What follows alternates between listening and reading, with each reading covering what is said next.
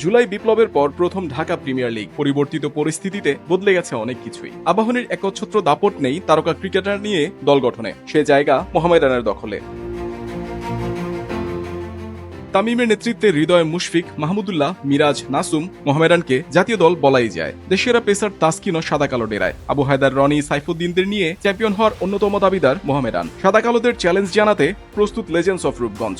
আলোচিত ক্রিকেটার সাকিবকে পেতে চায় দলটি, যদিও টাইগার অলরাউন্ডারের রাজনৈতিক সম্পৃক্ততার কারণে খেলা নিয়ে আছে ধোঁয়াশা। আপনারা সকলে জানেন, আমরা গতকালকে সাকিব আল হাসানকে লিজেন্ডস অফ রূপগঞ্জে খেলার জন্য দলবদল প্রক্রিয়ায় আমরা অংশগ্রহণ করেছিলাম। কিন্তু আজকে সাকিব আল হাসানের সাথে আমাদের কথা হয়েছে। এখন উনি আমাদের কাছে একটা অনুরোধ করেছেন যে দলবদলটা আপাতত ওনার দলবদলটা স্থগিত রাখার জন্য।